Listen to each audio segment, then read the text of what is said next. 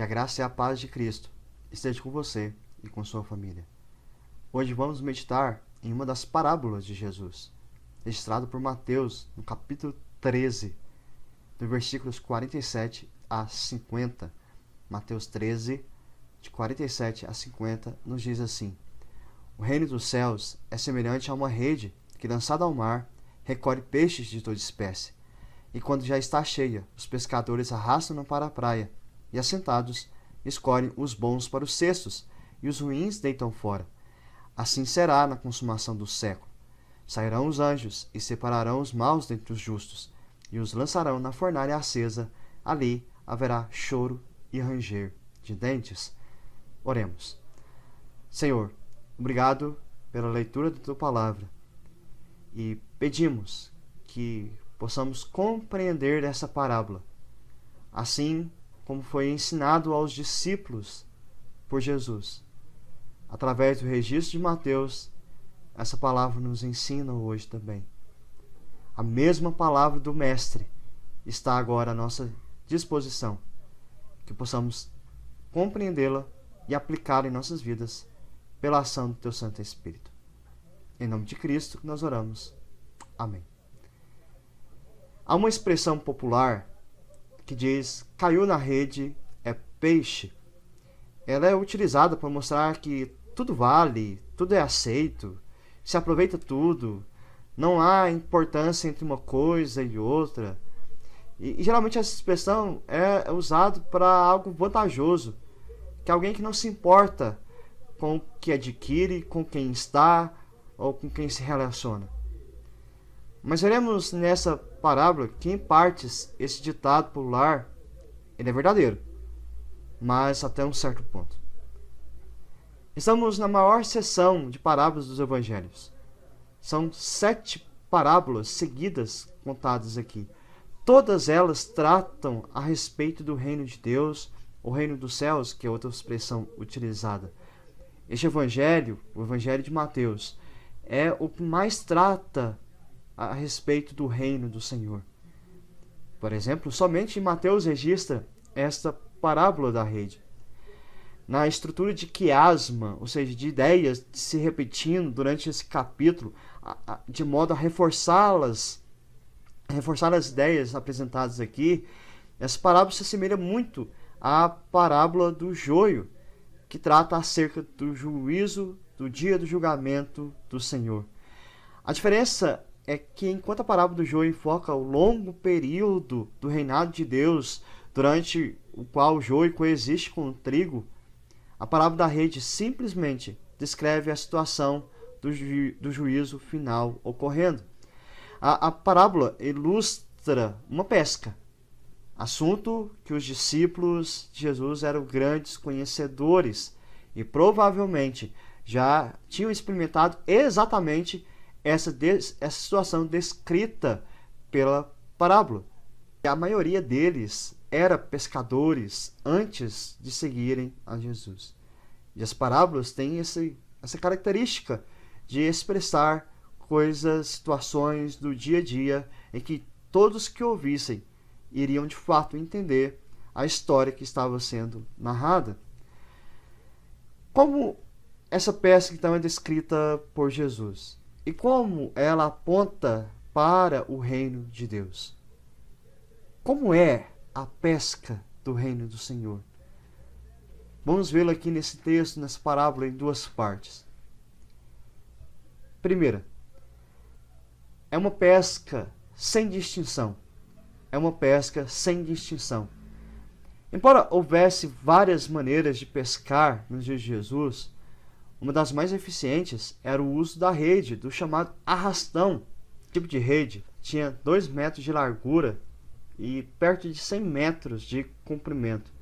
Ela tinha uma cortiça na parte superior para mantê-la à tona e pesos na parte inferior para puxá-la para o fundo do rio, do lago ou do mar onde estivesse pescando.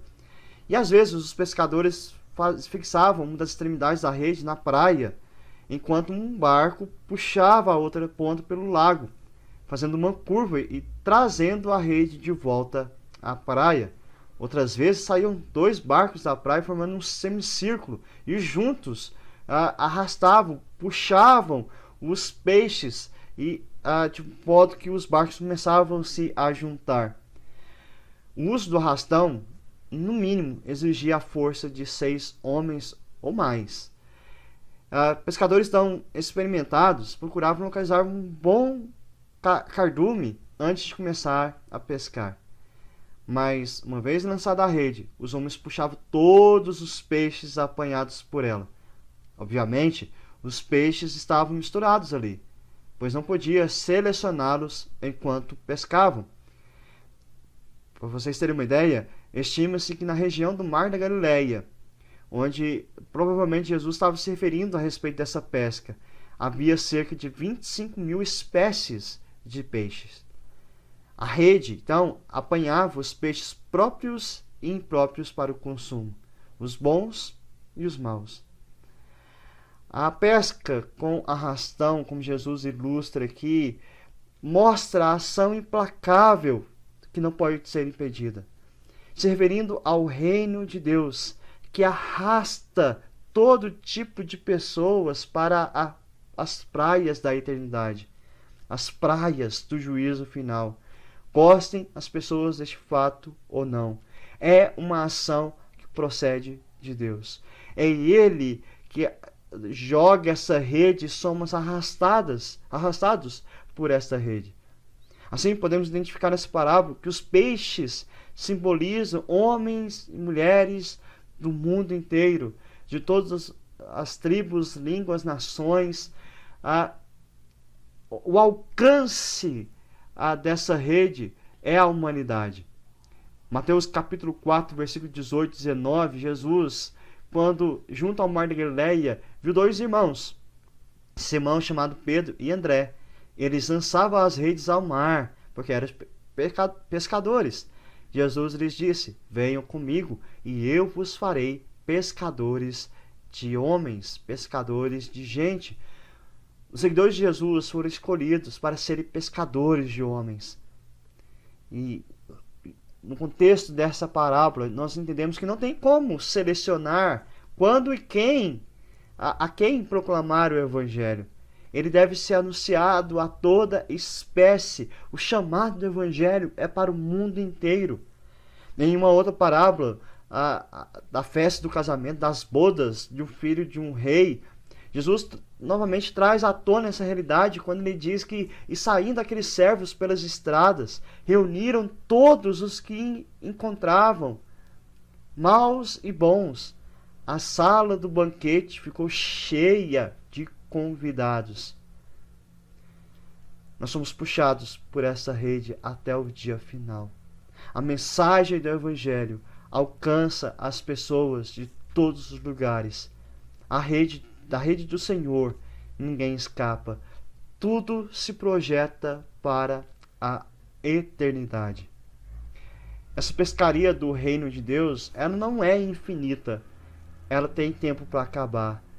O versículo 48 diz: quando está cheia, quando chega o ponto certo, o ponto devido, a rede é arrastada.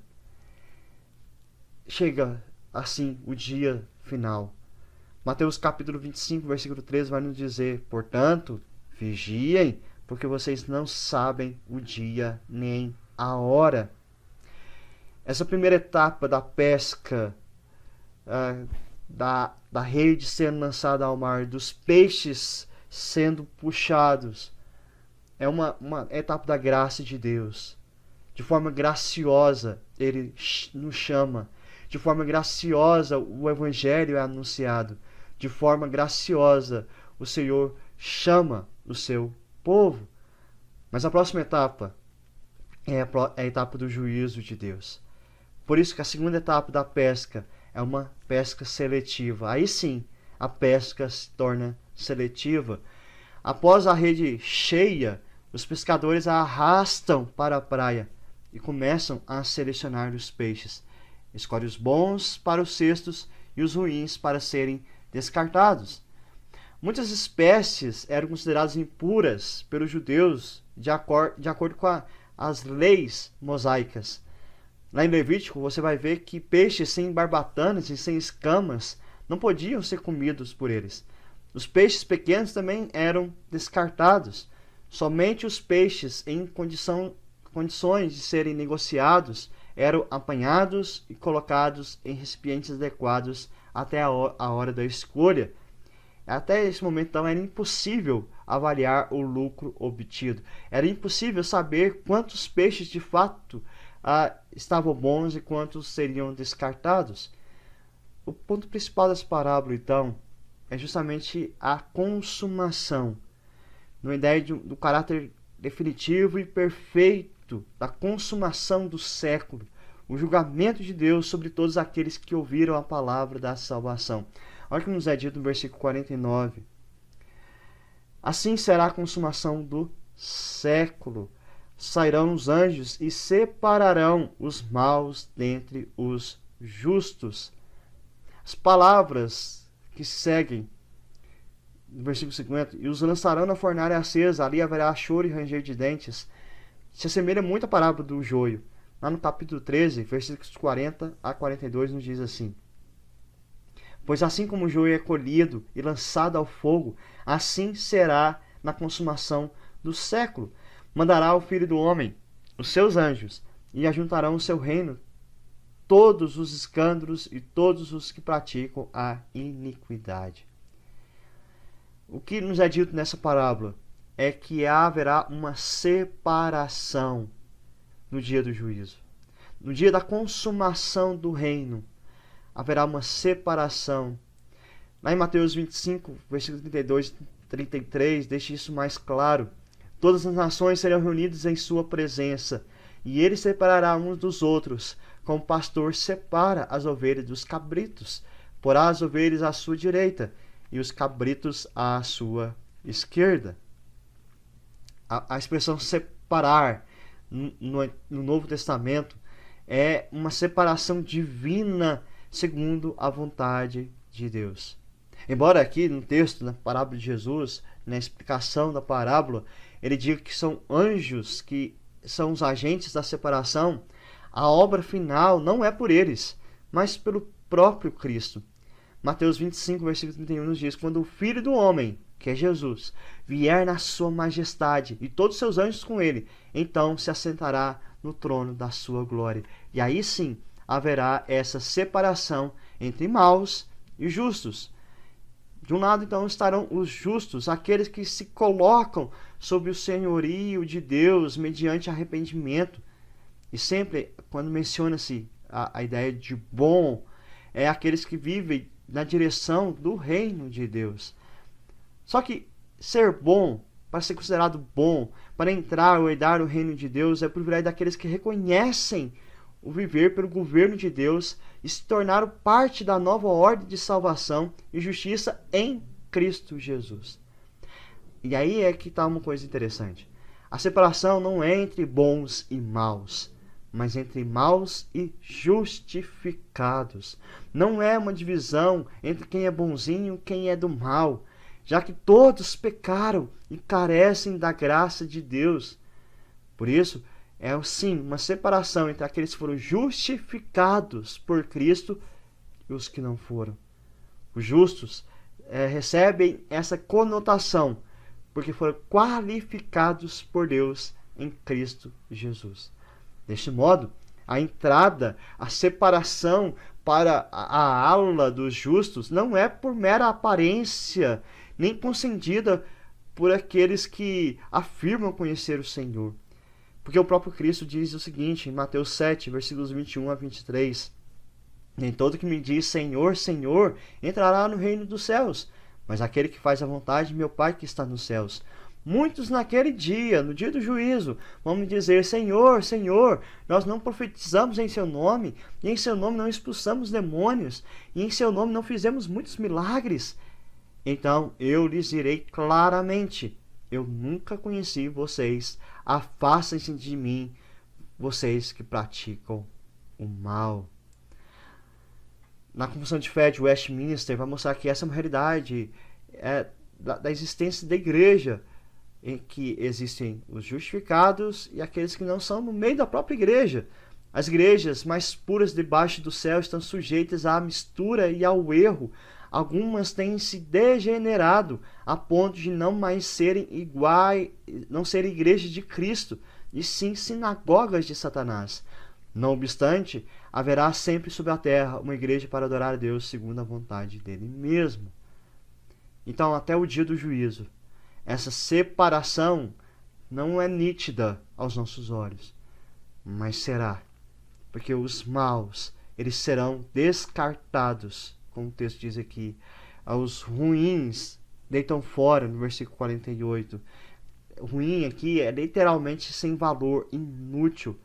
Os maus, os inúteis, são aqueles que não atendem às exigências justas de Deus.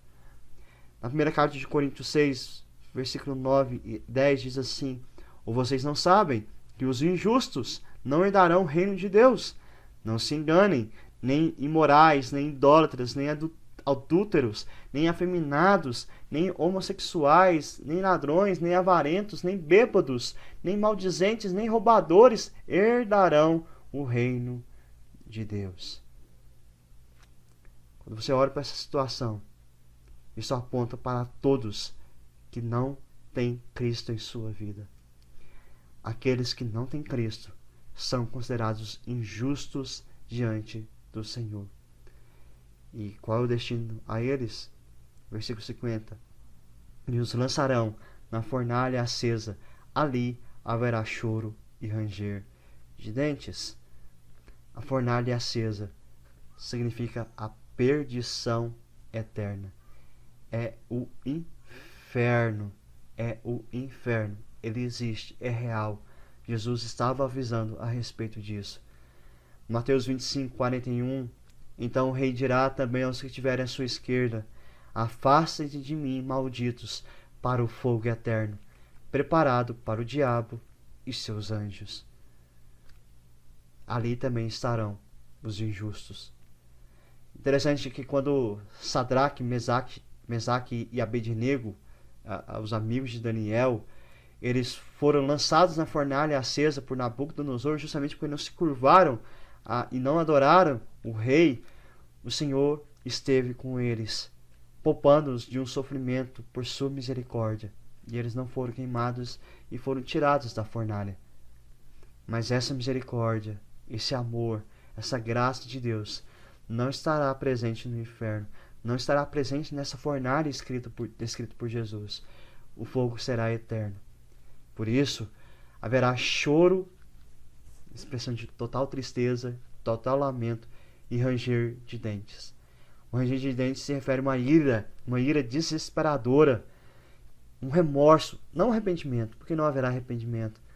O remorso daqueles que foram deixados fora do reino de Deus. Muito embora tivessem sido chamados para entrar nele, tivessem sido arrastados por essa rede, tivessem convivido com outros peixes que eram peixes bons.